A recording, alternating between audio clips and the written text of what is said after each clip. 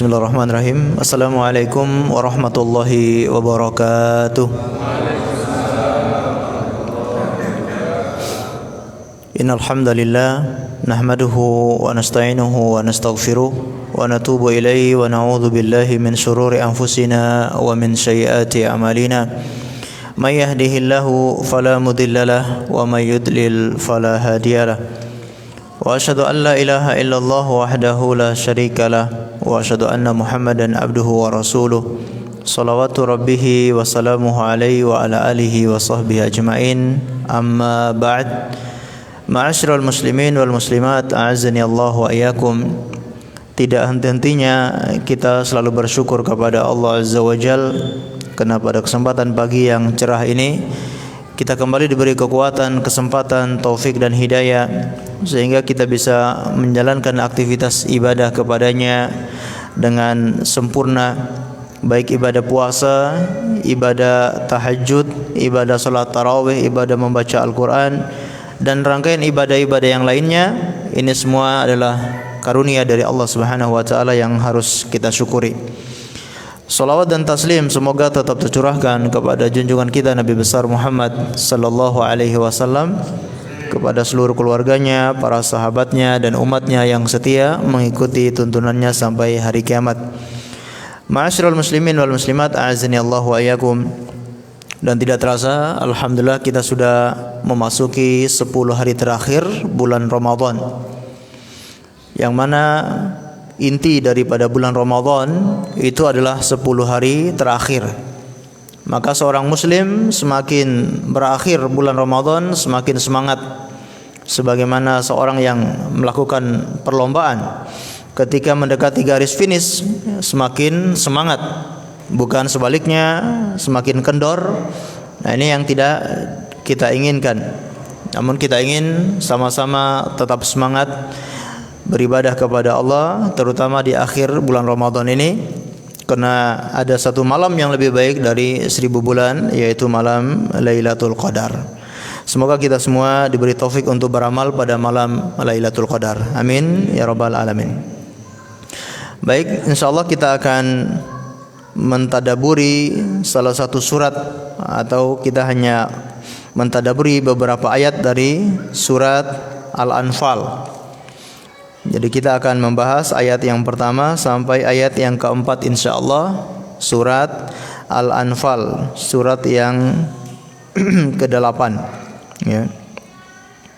Surat Al-Anfal itu adalah surat Madaniyah menurut jumhur ulama. Surat yang diturunkan setelah Rasulullah berhijrah ke kota Madinah. Walaupun di beberapa ayatnya itu topiknya tentang Makkiyah, topiknya berbicara tentang kondisi yang ada di Mekah. Namun secara garis besar surat ini adalah surat Madaniyah karena perang Badar. Dan perang Badar itu terjadi pada tahun kedua Hijriah setelah Rasulullah hijrah ke kota Madinah. Sehingga surat ini adalah surat Madaniyah. Kemudian nama lain daripada surat ini, surat Al-Anfal, yaitu surat yang sering kita kenal, yaitu surat Al-Anfal. Artinya Al-Anfal itu apa? Artinya adalah az-ziyadah. An-nafal itu artinya tambahan. Jadi Al-Anfal itu tambahan.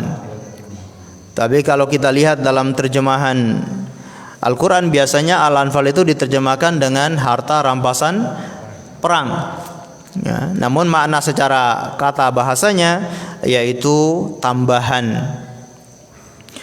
Ini diantara nama surat Al-Anfal. Nama lain surat Al-Anfal adalah surat Badar ya, disebutkan oleh para ulama. Seperti Ibnu Ashur, beliau membawakan ada 3 nama. Yang pertama Al-Anfal, yang kedua Badar.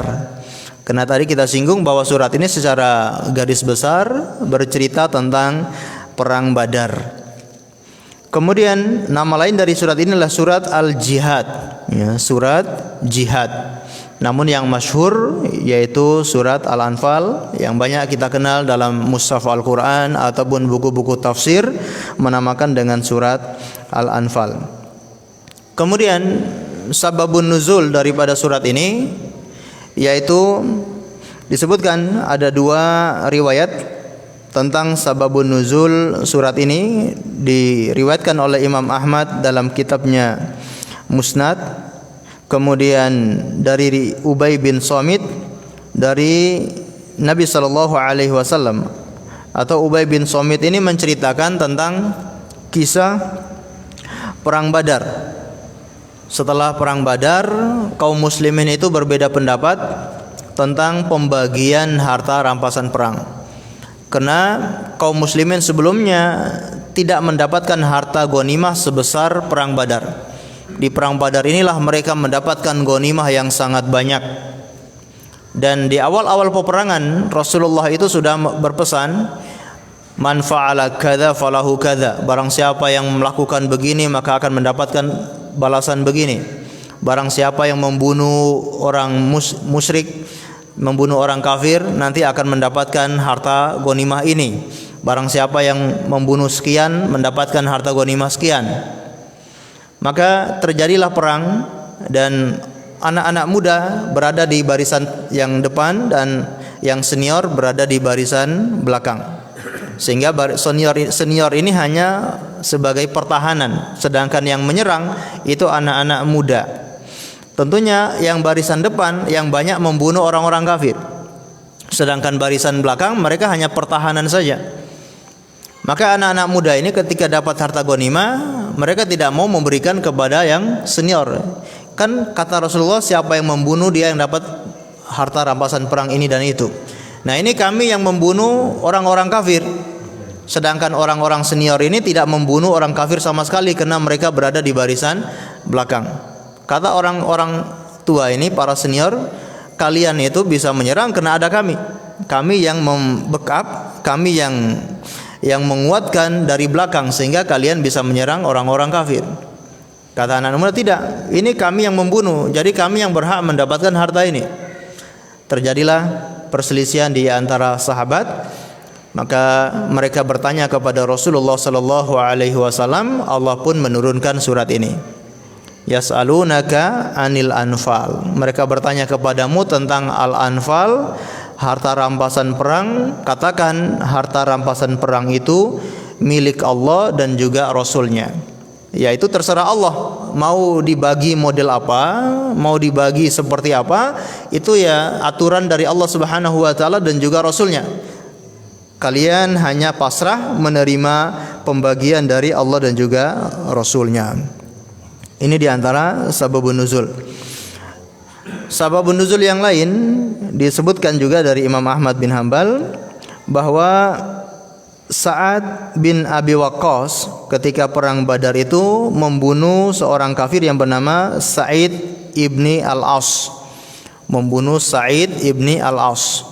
Kemudian sahabat Sa'ad bin Abi Waqqas mengambil pedang yang dimiliki oleh Sa'id bin Al-As ini. Karena di zaman jahiliyah orang itu punya pedang-pedang yang istimewa dan pedang itu menjadi kebanggaan mereka. Sehingga ketika dia berhasil membunuh orang kafir ini, dia mengambil pedang kebanggaan orang ini. Lalu dia bertanya kepada Rasulullah, wahai Rasulullah, ini pedang milik saya. Ini berikan kepada saya saja wahai Rasulullah pedang ini. Maka kata Rasulullah SAW, kembalikan pedang itu sebagaimana kamu mengambilnya. Di mana kamu mengambilnya, kembalikan ke tempat semula. Maka beliau pun mengembalikan pedang tersebut. Maka turunlah firman Allah Subhanahu wa taala tentang harta rampasan perang. Ini diantara sababun nuzul surat Al-Anfal. Kemudian diantara keutamaan surat ini, yaitu surat ini termasuk surat-surat yang panjang, ya, termasuk salah satu surat yang panjang. Jadi dalam Al-Quran itu ada 4 jenis surat. Ada yang dinamakan dengan tiwal, yaitu panjang-panjang. Ada yang dinamakan dengan mi'in, yaitu ayatnya 100 lebih. Ada yang dinamakan al-mathani, yaitu kurang dari 100. Al-mathani artinya yang diulang-ulang karena seringnya dibaca. Ayatnya tidak sampai 100. Kemudian yang keempat yaitu surat Fisol ya. Surat Al-Mufassal, mohon maaf, surat Al-Mufassal, yaitu surat yang terputus-putus. Saking pendeknya atau tidak terlalu panjang, surat ini dinamakan Al-Mufassal, terputus-putus dengan Bismillahirrahmanirrahim. Jadi ada berapa surat dalam Al-Quran? Ada 4 ya. Masih ingat tadi yang pertama apa? Surat Tiwal ya. Terjemahannya saja ya, panjang gitu. Arabnya mungkin susah. Tiwal. Yang kedua apa? Surat. Yang pertama Tiwal. Yang kedua surat Mi'in ya. Kalau kita ingat Mi'a itu 100. Mi'a ini namanya Mi'in, yaitu 100 lebih. Yang ketiga Mathani ya, yang diulang-ulang, Al-Mathani. Yang keempat Mufassal ya, surat yang terputus-putus. Mufassal ini pun dibagi lagi menjadi 3. Yang terputus-putus ini dibagi menjadi 3. Yang pertama Tiwalul Mufassal, yang kedua Ausatul Mufassal, yang ketiga Qisarul Mufassal. Yang terputus-putus tapi agak panjang. Nah, itu para ulama mengatakan dari surat Qaf ya, dari surat Qaf sampai surat Al-Mursalat. Surat Al-Mursalat itu sebelum Amma Yatasaalun. Nah, ini surat yang terputus-putus, terpotong-potong tapi agak panjang. Ini kapan dibaca? Biasanya ini dibaca ketika sholat subuh. Ya, sholat subuh dianjurkan membaca yang seperti ini, yang dari Qaf sampai Al-Mursalat. Yang kedua Awsatul Mufassal, yaitu yang terputus-putus tapi tidak terlalu panjang, pertengahan. Ini dari surat Amma Yatasaalun sampai surat Al-Lail. Ya, surat Amma Yatasaalun sampai surat Al-Lail ini Awsatul Mufassal. Kapan dibaca surat-surat ini? Dianjurkan membacanya ketika sholat Isya. Ya, ketika sholat Isya dianjurkan membaca dari Amma Yatasaalun sampai Al-Lail. Kemudian Qisarul Mufassal yang pendek-pendek, nah itu dari surat Ad-Duha sampai surat An-Nas. Anjurannya dibaca kapan? Ketika sholat maghrib ya, sholat maghrib bacanya yang model seperti ini. Baik. Nah, surat Al-Anfal keistimewaannya dia termasuk salah satu dari surat-surat yang panjang. Surat yang panjang kok malah istimewa? Karena surat itu punya keistimewaannya masing-masing.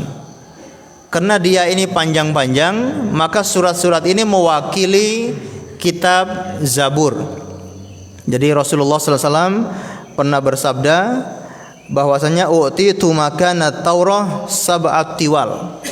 Aku diberi surat yang menggantikan surat yang ada dalam Taurat, atau menggantikan kitab Taurat. Aku dikasih surat yang menggantikan isinya kitab Taurat. Isi semua kitab Taurat itu cuma digantikan dengan sab'at tiwal, 7 surat yang panjang. Jadi 7 surat yang panjang ini menggantikan menggantikan kitab Taurat. Yang panjang itu apa saja? Surat Al-Baqarah, kemudian Ali Imran, An-Nisa, kemudian Al-Maidah, apalagi Al-Maidah, kemudian Al-An'am, kemudian Al-A'raf, apalagi Al-Anfal. Al-Anfal dan At-Taubah ini sebagian ulama mengatakan satu kesatuan, sehingga surat At-Taubah itu tidak ada Bismillahirrahmanirrahim, karena para sahabat berbeda pendapat At-Taubah ini masih bagian surat Al-Anfal atau terpisah, sehingga tidak dikasih Bismillahirrahmanirrahim. Baik, nah ini keistimewaan surat Al-Anfal karena menggantikan kedudukan kitab Taurat. Baik. Kemudian kita lanjutkan ayat yang pertama. Allah Subhanahu wa taala berfirman, "Yas'alunaka 'anil anfal, qulil anfalu lillahi war rasul, fattaqullaha wa aslihu dzata bainikum wa atiullaha wa rasulahu in kuntum mu'minin." Mereka bertanya kepadamu tentang Al-Anfal. Katakan Al-Anfal itu milik Allah dan Rasulnya. Fattaqullaha, maka bertakwalah kepada Allah, wa aslihu dzata bainikum, dan perbaiki hubungan di antara kalian. Wa atiullaha wa rasulah, dan taatilah Allah dan juga Rasulnya, in kuntum mu'minin, jika kalian orang-orang yang beriman. Jadi tadi sababun nuzulnya karena kaum muslimin berselisih tentang harta rampasan perang. Mereka mengadukan kepada Rasulullah, turunlah ayat Yas'alunaka 'anil anfal. Mereka bertanya kepadamu, yaitu para sahabat, bertanya kepadamu tentang harta rampasan perang atau al-anfal. Makna al-anfal tadi kita singgung secara bahasa apa tadi? Masih ingat? Tambahan, ya. Di sini para ulama tafsir berbeda pendapat tentang makna anfal. Yang pertama mengatakan al-anfal itu maknanya adalah harta rampasan perang. Semua harta rampasan perang itu ya al-anfal. Pendapat yang kedua mengatakan al-anfal itu adalah tambahan dari harta rampasan perang. Semua yang ikut perang akan dibagi harta rata, dibagi harta rampasan perang secara rata. Namun ada orang-orang tertentu yang dikasih tambahan, dikasih al-anfal. Sedangkan tadi pendapat yang pertama mengatakan al-anfal itu adalah harta rampasan perang, maka tambahan berarti tambahan apa? Yaitu tambahan untuk umat ini. Jadi secara bahasa tadi al-anfal artinya tambahan. Nah, orang-orang yang mengartikan al-anfal itu harta rampasan perang, maka tambahan itu apanya? Tambahan untuk umat ini. Sampai sini ada gambaran atau tidak? Insya Allah ada gambaran ya. Jadi pendapat yang pertama mengatakan al-anfal itu adalah harta rampasan perang. Padahal menurut bahasa al-anfal itu kan tambahan. Berarti tambahan apa? Tambahan untuk umat ini. Umat ini dikasih tambahan oleh Allah berupa harta rampasan perang, sebagaimana umat-umat terdahulu tidak dikasih harta rampasan perang. Karena diharamkan untuk mengambil harta rampasan perang umat-umat terdahulu.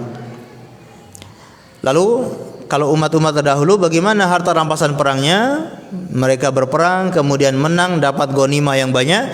Ghanimah ini dikumpulkan di suatu tanah lapang, kemudian datang api dari langit. Api itu membakar harta rampasan perang ini sampai hangus, sampai selesai. Kita ingat kisah Nabi Yusha bin Nun. Nabi Yusha bin Nun pernah berperang, kemudian beliau menang dan mendapatkan harta rampasan perang yang sangat banyak. Lalu dikumpulkan harta itu, datanglah api dari langit. Ternyata api ini tidak mau membakar harta tersebut. Berarti ada sesuatu. Maka beliau mengatakan, inna fikum gulul. Sesungguhnya di antara kalian ada orang yang gulul. Gulul itu berarti mengambil harta rampasan perang sebelum dibagikan. Kalau umat-umat terdahulu mengambil harta rampasan perang sembunyi-sembunyi, ya. Karena tidak dibagikan, ya mereka sembunyi-sembunyi mengambil harta rampasan perang. Sesungguhnya di antara kalian ada orang yang gulul, orang yang mengambil harta rampasan perang. Beliau pun menjabat tangan setiap kabilah satu orang sebagai perwakilan. Satu kabilah satu perwakilan, satu kabilah satu perwakilan. Sampailah satu kabilah tangannya tidak bisa lepas menempel dengan tangannya Nabi Yusha bin Nun. Lalu dia mengatakan, sesungguhnya di kabilah kalian ini ada orang yang gulul. Maka tiap-tiap orang dari kabilah ini dijabat tangannya, dan ada beberapa orang yang tangannya itu tidak bisa lepas. Berarti merekalah yang mengambil harta rampasan perang. Maka diperintahkan untuk dikembalikan. Ada yang mendatangkan emas sebesar kepala sapi. Ya, Masya Allah, bayangkan emasnya sebesar kepala sapi, gimana beratnya. Ya, semua dikumpulkan, barulah api itu datang membakar harta tersebut sampai selesai. Namun keistimewaan baginda Nabi Shallallahu Alaihi Wasallam, beliau dikasih harta rampasan perang oleh Allah Subhanahu Wa Taala. Kata beliau, "U'titu khamsan lam yu'tahunna ahadun qabli." Aku dikasih 5 keistimewaan yang tidak dikasih kepada umat-umat sebelumku atau nabi-nabi sebelumku. Yang pertama, nusirtu birru'b masirata syahrin. Aku diberi kemenangan, yaitu perjalanan 1 bulan. Perjalanan masih 1 bulan, beliau sudah dikasih kemenangan karena musuhnya merasa takut. Kemudian wajuilat lil ardu masjida wa tuhura. Aku dijadikan tanah itu sebagai masjid, tempat salat, dan juga suci untuk dijadikan tayamum. Kemudian fa ayyuma rajulin min ummati adrakatus salat falyusalli. Siapapun di antara umatku yang mendapati waktu salat, hendaknya dia salat di mana saja dia berada. Kemudian wa uhillat liyal ghanaim wa lam tahilla li ahadin qabli. Aku dihalalkan harta ghanimah sedangkan tidak dihalalkan kepada siapapun dari nabi-nabi sebelumku. Ini keutamaan Nabi sallallahu alaihi wasallam dan juga keutamaan umat ini. Termasuk ini juga membuktikan lemahnya umatnya Nabi Muhammad sallallahu alaihi wasallam. Kalau umat-umat terdahulu mereka diberi kekuatan, mereka tidak dikasih ghanimah pun tetap semangat berperang. Bahkan kita tahu ada seorang dari Bani Israel yang berperang selama 1000 bulan. 1000 bulan itu berapa tahun? 84 tahun, 83 tahun, mohon maaf. Jadi disebutkan sababun nuzulnya surat Al-Qadar, bahwa ada seorang dari Bani Israel yang mengangkat senjatanya berperang selama 1000 bulan tidak pernah berhenti. Fa'ajabu as-sahaba min dzalik. Maka para sahabat merasa keheranan, kok bisa ini orang berani-beraninya, kok wani teman ya bisa berperang selama 1000 bulan. Maka Allah pun menurunkan surat Al-Qadar yang mana barang siapa yang beribadah pada 1 malam saja itu pahalanya lebih baik daripada orang yang berjihad selama 1000 bulan. Ini Masya Allah. Karena umatnya Nabi Muhammad lemah, kemudian umurnya juga sedikit, maka Allah kasih kelebihan berupa pahala yang besar padahal amalannya sedikit. Ya, beramal di waktu yang istimewa, beramal di tempat-tempat yang istimewa, pahalanya melampaui dari usianya tersebut. Termasuk dihalalkan harta ghanimah ini. Baik, ini pendapat yang pertama bahwa Al-Anfal itu adalah harta rampasan perang. Baik, pendapat yang kedua, Al-Anfal maknanya adalah tambahan, ya, tambahan dari harta rampasan perang. Setiap orang yang berjihad dikasih harta rampasan perang, namun kalau orang yang berhasil membunuh musuh, dia dikasih apa yang dimiliki oleh musuh tersebut. Perlengkapan senjata pedang yang dimiliki oleh orang yang dia bunuh itu akan diberikan kepada orang yang berhasil membunuh. Ini namanya Al-Anfal, yaitu tambahan dari harta rampasan perang. Taib, dan kedua mana ini benar ya, Allahu a'lam bishawab, apakah Al-Anfal itu harta rampasan perang atau tambahan harta rampasan perang. Mereka bertanya kepadamu tentang Al-Anfal, harta rampasan perang, maka katakan harta rampasan perang itu adalah lillahi wa rasulih. Itu tugasnya Allah dan Rasulnya untuk membagi. Kalian gak usah pusing-pusing bagi-bagi harta itu, gak usah pikirkan harta rampasan perang, karena sudah ada yang bertugas untuk membagi, yaitu Allah dan Rasulnya. Dan kalian harus pasrah menerima pembagian dari Allah dan Rasulnya. Jadi Allah mengatakan kulil anfalu lillahi war rasul. Katakan harta itu milik Allah dan Rasulnya, alias kalian tidak perlu protes. Seperti apa pembagiannya, kalian harus istislam, harus pasrah menerima. Dan inilah tanda keimanan. Dan ini semua tidak bisa terjadi kecuali ada keimanan atau ketakwaan dalam diri seorang muslim. Kalau kurang keimanan, dia tidak sepenuhnya menerima aturan Allah Subhanahu wa taala. Semakin tinggi keimanannya, semakin dia menerima aturan-aturan Allah Subhanahu wa taala. Walaupun kelihatannya aturan itu tidak masuk akal. Walaupun kelihatannya aturan itu merugikan dirinya. Misalkan dia sudah berperang mati-matian, kok tidak dikasih sama sekali, Yang dikasih malah orang-orang yang baru masuk Islam. Ini kan seakan-akan merugikan dirinya. Kita ingat kisah perang Hunain. Kisah perang Hunain ini juga mendapatkan harta ghanimah yang besar dari binatang ternak, ya, hewan-hewan, kambing, unta, sapi dan sebagainya. Begitu dibagikan, orang-orang Ansor dari Madinah itu tidak dikasih harta sama sekali. Padahal mereka sudah lama masuk Islam, berperang berkali-kali, dan mereka berjuang setengah mati. Begitu dapat harta rampasan perang, tidak dikasih sama sekali oleh Rasulullah sallallahu alaihi wasallam. Yang dikasih siapa? Mereka-mereka yang baru masuk Islam. Orang-orang penduduk Mekah yang baru masuk Islam, karena perang Hunain ini terjadi setelah Fathul Mekah. Jadi Fathul Mekah, orang-orang Mekah banyak yang masuk Islam. Nah, begitu mereka masuk Islam, ikut perang Hunain, langsung dikasih ghanimah, dan bukan 1-2 sapi, bukan 1-2 unta, tapi 1 lembah. Gimana enggak cemburu orang-orang Ansor? Ini orang-orang Mekah yang baru masuk Islam saja dikasih ghanimah, dikasih unta sebanyak 1 lembah, dikasih kambing sebanyak 1 lembah. 1 lembah itu isinya kambing, isinya unta. Maka mereka mengatakan, wahai Rasulullah, apakah karena mereka itu kerabat-kerabatmu, mereka itu satu suku denganmu, maka engkau kasih mereka sedangkan engkau tidak kasih kami?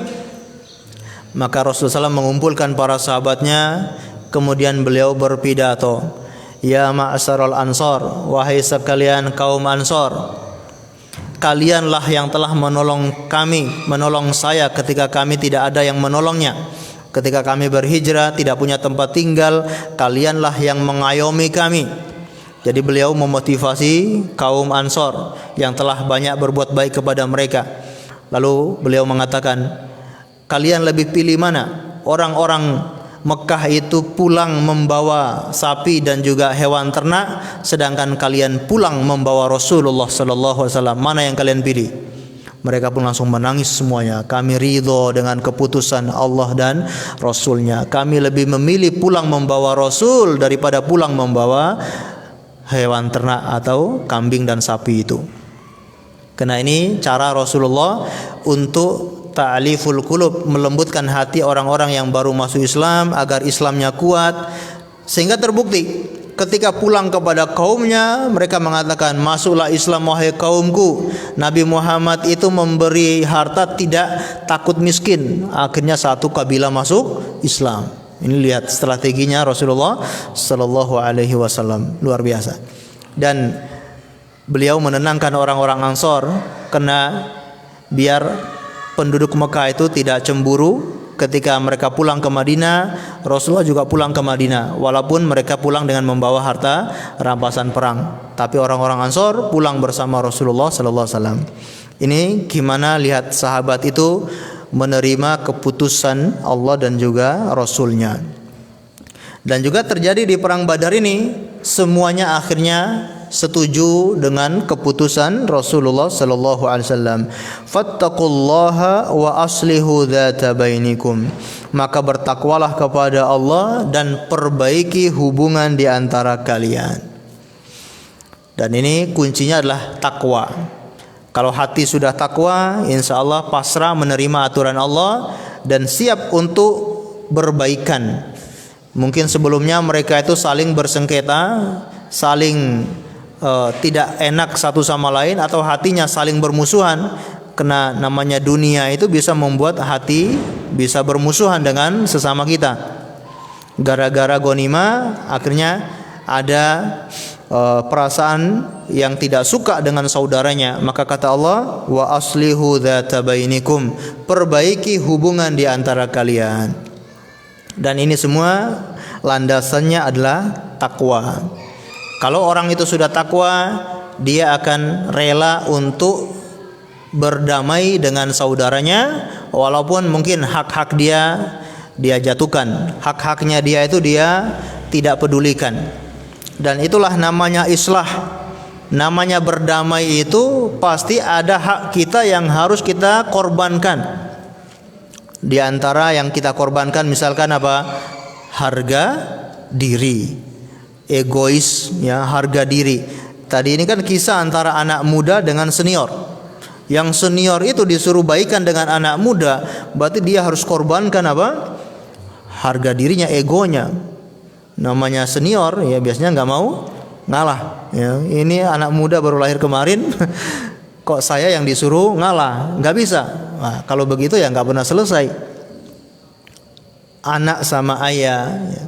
Biasanya orang tua tidak mau mengalah, ataupun paman dengan keponakan ya, biasanya kenal merasa umurnya lebih tua tidak mau mengalah, atau kakak sama adiknya, kakak tidak mau mengalah.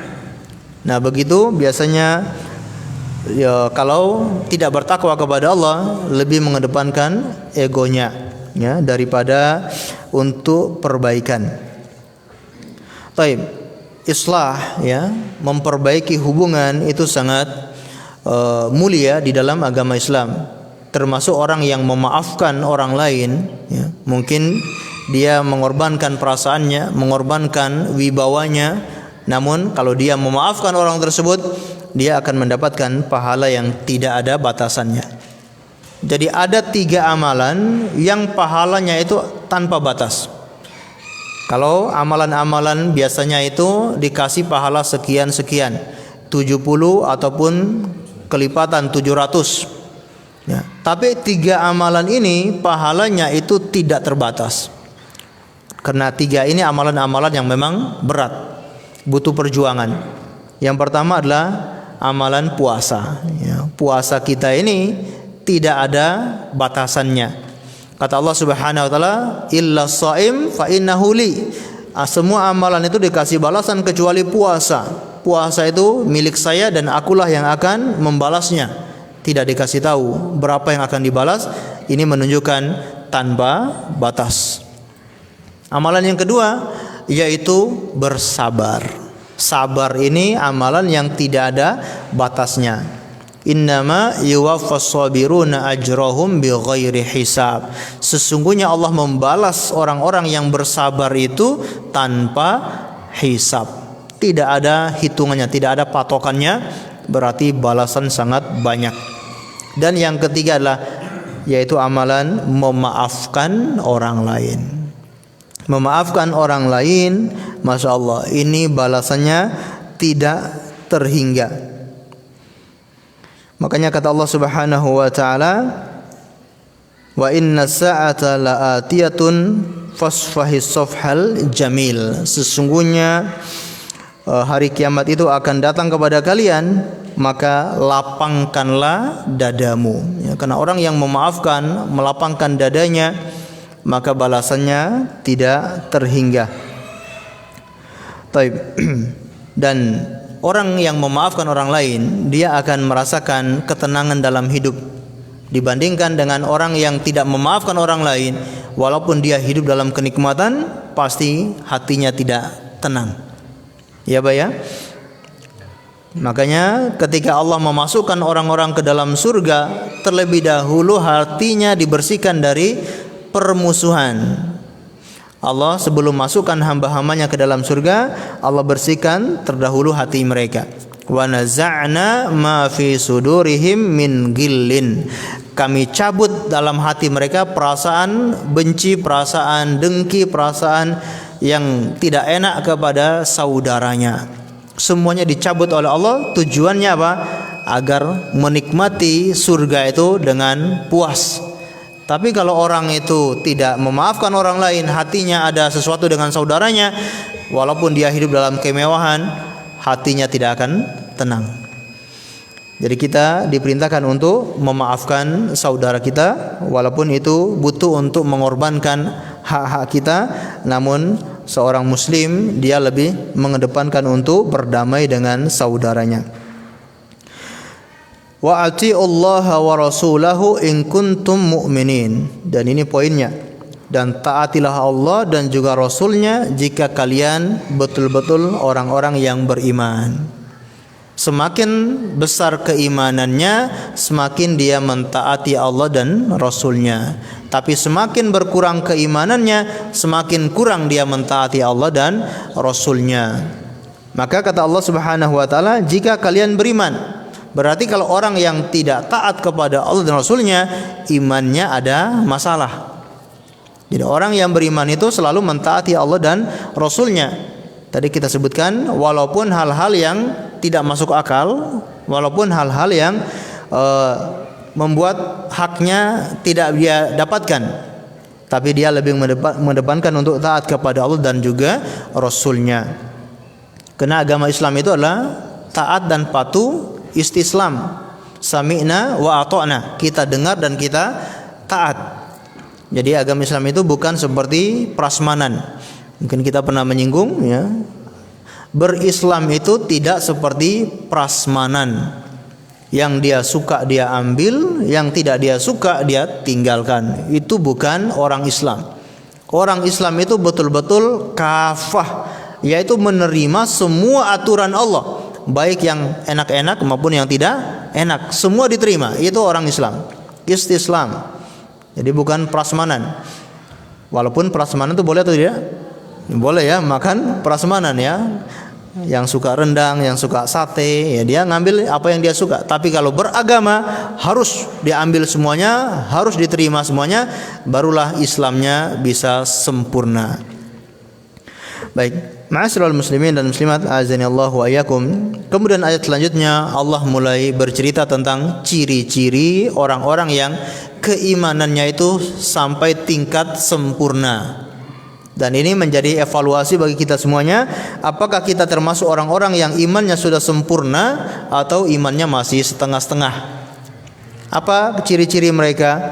Innamal mu'minuna alladzina idza dzukirallahu wajilat qulubuhum wa idza tuliyat alaihim ayatuhu zadatuhum imanan wa ala rabbihim yatawakkalun. Ini ciri-ciri berupa batiniah. Jadi orang-orang yang imannya sempurna itu ada ciri-ciri secara batiniah dan ada ciri-ciri secara lahiriah. Di ayat yang kedua ini Allah sebutkan ciri-ciri mereka secara batiniah, yaitu apa? Sesungguhnya orang-orang yang beriman itu apabila disebutkan nama Allah wujilat qulubuhum, maka hati mereka bergetar, alias hatinya langsung takut kepada Allah Subhanahu wa taala. Diingatkan tentang neraka, diingatkan tentang azab Allah, hatinya langsung takut. Walaupun mungkin dia tergelincir dalam perbuatan dosa, ketika diingatkan langsung kembali kepada Allah Subhanahu wa taala, langsung takut kepada Allah. Itulah ciri orang-orang yang imannya sempurna. Karena namanya manusia itu pasti terjerumus dalam perbuatan dosa. Nah, ketika dia terjerumus itu lalu diingatkan untuk kembali kepada Allah, langsung hatinya takut kembali kepada Allah Subhanahu wa taala. Ini ciri-ciri orang-orang yang beriman. Ketika diingatkan tentang Allah, dia langsung merasa takut. Disebutkan bahwa orang-orang yang beriman itu bukan berarti mereka bebas, tidak ada gangguan setan sama sekali. Bukan berarti mereka tidak terjerumus dalam perbuatan dosa sama sekali. Orang-orang yang imannya sempurna juga mereka terjerumus dalam perbuatan dosa.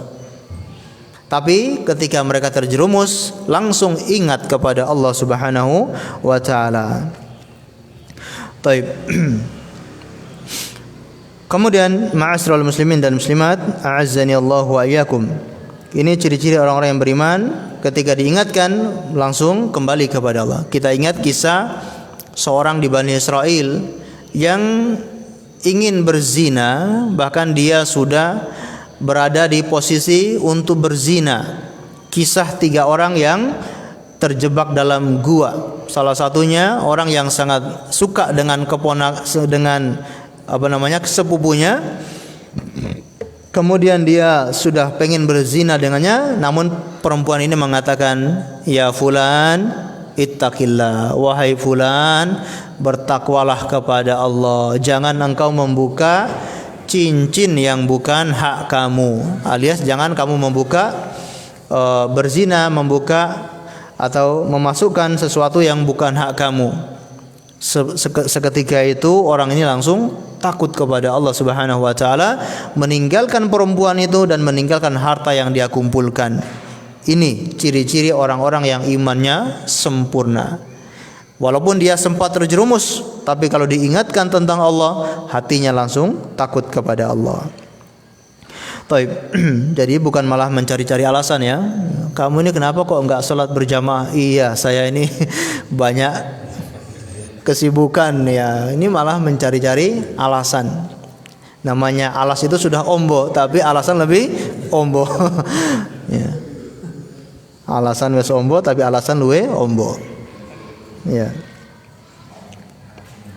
Taib, langsung kembali kepada Allah. Kemudian wa idza tuliyat alaihim ayatuhu zadatuhum imana wa ala rabbihim yatawakkalun. Apabila dibacakan ayat-ayat Allah, maka bertambah keimanan di dalam hati mereka dan hanya kepada Rabb mereka bertawakal. Ini ciri-ciri yang kedua, orang-orang yang imannya sempurna, dibacakan ayat-ayat Allah maka bertambah keimanannya. Dibacakan firman Allah, dia mentadaburi ayat tersebut, dia merenungkan maknanya, kemudian dia mulai bertambah semangat. Jadi ciri-ciri orang yang iman sempurna, ketika dibacakan ayat Allah tambah semangat, ya, tambah semangat untuk ibadah. Dia membaca ayat tentang sabar misalkan, maka dia semangat untuk bersabar. Dia mendengar ayat tentang jujur, maka dia ya langsung termotivasi untuk berbuat jujur. Dia membaca ayat tentang solat, ya, maka dia termotivasi untuk solat. Nah, begitu seterusnya orang yang bertambah keimanannya. Taib. Kemudian mereka bertawakal kepada Allah. Tawakal itu tidak hanya dalam urusan dunia, tapi dalam urusan akhirat itu juga diperlukan tawakal. Berserah diri kepada Allah Subhanahu wa taala, menggantungkan semua urusannya kepada Allah, baik dalam hal duniawi maupun ukhrawi. Kemudian ayat yang ketiga yaitu ciri-ciri secara lahiriah. Alladzina yuqimunas salata wa mimma razaqnahum yunfiqun, yaitu mereka-mereka yang mendirikan salat dan apa-apa yang kami rizkikan kepada mereka infakkan. Jadi ini secara lahiriah, dan haknya Allah mereka penuhi, haknya sesama mereka juga mereka penuhi. Ini ciri-ciri orang yang sempurna keimanannya. Haknya Allah apa? Mendirikan solat. Solat ini haknya Allah yang harus ditunaikan dengan sebaik-baiknya. Kemudian hak kepada sesama yaitu berinfak, memberikan infak kepada orang-orang yang membutuhkan. Apakah infak yang wajib maupun infak yang sunnah. Infak yang wajib contohnya zakat, ya, zakat fitrah, zakat mal, ataupun memberi nafkah kepada anak dan istri. Ini infak yang wajib, ya. Adapun yang sunnah yaitu yang selain daripada itu, ini infak yang sunnah. Kemudian ayat yang keempat, ulaika humul mu'minuna haqqo, mereka itulah orang-orang yang imannya benar-benar, imannya betul-betul sempurna. Lahum darajatun 'inda rabbihim wa maghfiratun wa rizqun karim. Mereka mendapatkan kedudukan yang istimewa di sisi Tuhan mereka dan mendapatkan ampunan dari Tuhan mereka serta diberi rizki dengan rizki yang mulia yaitu surga. Allahu a'lam bishawab. Barangkali cukup sekian yang bisa kita sampaikan pada kesempatan pagi yang cerah ini, semoga bermanfaat untuk kita semuanya.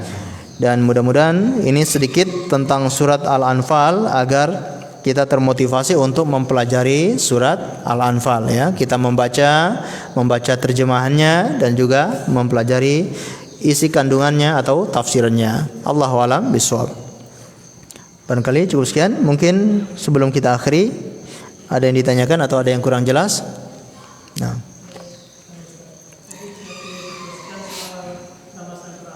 Tentang apa? Rampasan perang. Ya.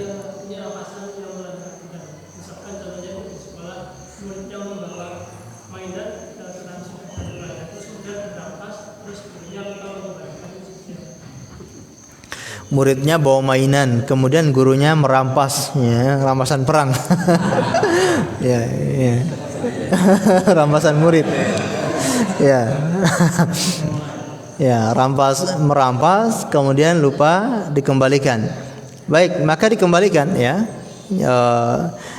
Seingatnya ya ternyata ini barang belum dikembalikan, maka dihubungi murid tersebut kemudian dikembalikan. Kecuali kalau memang ada peraturan hukuman itu dengan merampas. Jadi boleh hukuman itu berupa harta rampasan. Anak-anak pondok biasanya kalau bawa handphone dirampas. Nah, dirampas kemudian dijual nanti buat pondok. Orang tua nggak boleh protes ya. Ya, ini kalau sudah menjadi peraturan boleh ya, peraturannya ya dendanya. Jadi ibarat ini sebuah denda kalau siapa yang membawa alat handphone dan seterusnya akan dirampas oleh pondok kemudian dijual dan itu hak milik pondok. Ini boleh. Jadi hukuman berupa bayaran ini boleh. Jadi ini maksudnya hukuman berupa bayaran. Dan dalam kehidupan ini banyak ya kita menemukan hukuman-hukuman yang berupa bayaran. Ya, ada atau tidak? Ya, banyak ya. Jadi hukumannya berupa bayaran. Kalau melanggar SIM ya, melanggar lampu merah atau melanggar SIM ya, denda ya, wani piro ya. Ya. Ya, damai aja ya gitu ya, Pak. Taib. Nah, ini bukan berarti individu ya, tapi kalau suatu negara sudah membuat peraturan ya kalau melanggar lampu merah dibayar sekian, melanggar SIM, melanggar spion misalkan membayar sekian, maka boleh. Ini peraturan seperti ini ya. Termasuk barang sitaan ya, barang sitaan ini juga dibolehkan ya, hukuman berupa rampasan tersebut. Nah, tadi kalau rampasan itu hanya untuk sementara, jadi tidak ada peraturan seperti itu, merampas untuk mencegah mereka bermain mainan itu, kemudian memang tujuannya untuk dikembalikan, ini tidak masalah dikembalikan. Ya, kalau memang kita lupa kembalikan, maka kita cari tahu siapa murid tersebut yang punya mainan tersebut. Jadi nanti ini dihukumi seperti barang hilang, yaitu apa ya, diumumkan ya sampai ketahuan siapa pemiliknya. Allahu a'lam bishawab. Sampun? Alhamdulillah, kita akhiri dengan membaca doa kafaratul majlis. Subhanakallahumma bihamdika asyhadu an la ilaha illa anta astaghfiruka wa atubu ilaik. Wa sallallahu ala nabiyyina Muhammad wa ala alihi wasallam. Terima kasih atas segala perhatiannya. Mohon maaf atas segala kekurangannya. Assalamualaikum warahmatullahi wabarakatuh.